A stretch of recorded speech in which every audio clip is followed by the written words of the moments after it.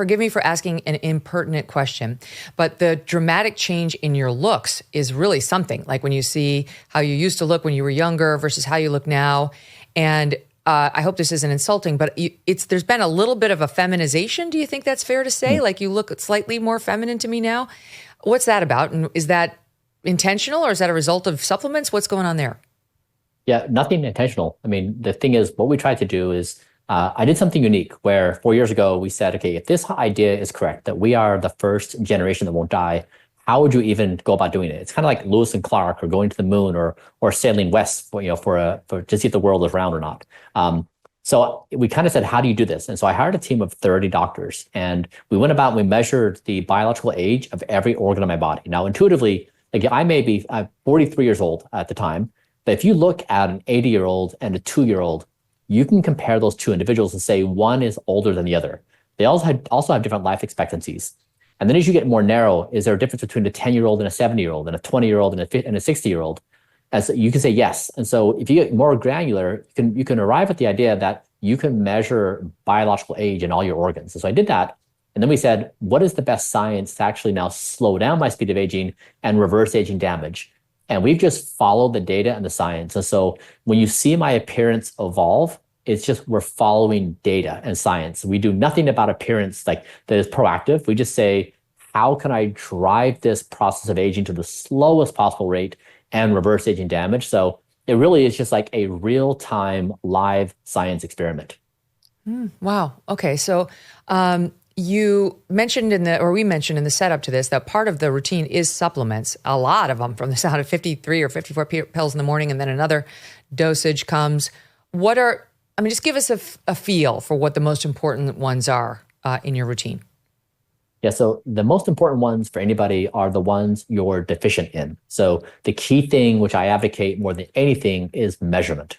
It's always helpful to do measurement. And a lot of people, they'll want to do positive things to themselves. They want to do a cold plunge or a sauna, but they don't measure. They don't know where their baseline is. They don't know what's supposed to be the outcome, which makes sense. Measurement is hard and it's expensive. But really, the most valuable thing you can do is measure. So the most basic thing is like resting heart rate. Great, exactly. So for free tonight before bed, resting heart rate. You can do a blood test, exactly. So my company Blueprint makes all these things available to people, like basic blood measurement. There's also a biological age test where you can see your speed of aging. How fast is your clock at aging? So if you're a 1, for example, you're aging on 12 months for every 12 months that passes. My speed of aging is 0.57, which means my birthday is every 21 months. And so knowing this data is really important. So you can measure, like a coworker of mine measured theirs and they're 1.16. So they're aging faster than time is. And so once you get that data, you can then say, what am I doing right now that is causing me to age faster? Is it poor sleep? Is it not exercise? Is it a prolonged diet? And so you can start then making lifestyle changes because you want to drive that number down. So again, it's all driven by data and measurement.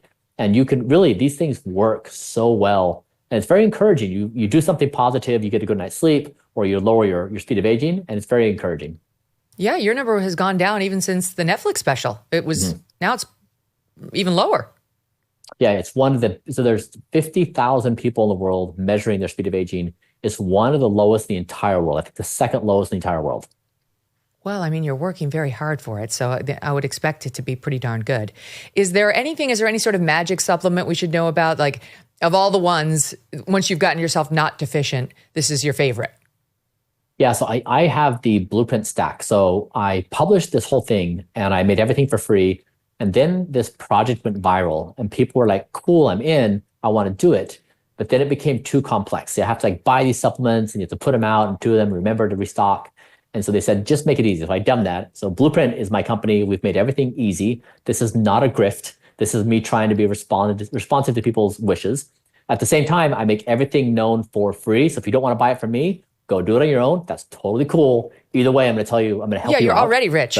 You don't need to make money off of this. You made honestly, money. You owned what it sounds like Venmo bought you, or you bought Venmo and then sold it for $800 million. So you're good.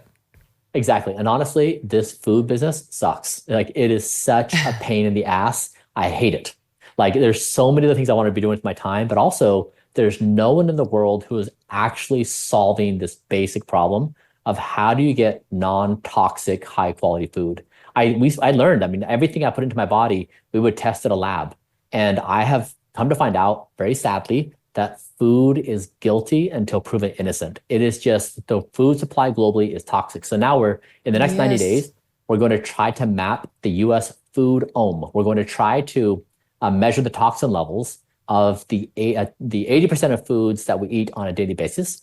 And we're going to then be able to say, like, the average American consumes blank amount of mercury per day and blank amount of lead. Oh, No one has God. done that. And so, yeah, I mean, but Well, it where do you get your needs to be food from? done. Or is it all like greenhouse based, or where do you get your food? We source food from all over the world. Again, this is what Blueprint does. So we source from people all over the world who have the right farming practices and do the right purity testing. Wow. I've learned I can't go to any grocery store anywhere, even a farmer's market, and expect it to be clean because they don't control their water supply. They don't control the soil. They don't control these things. So it's just like a toxin stew we live in. And so, yeah, it's a really, really big problem.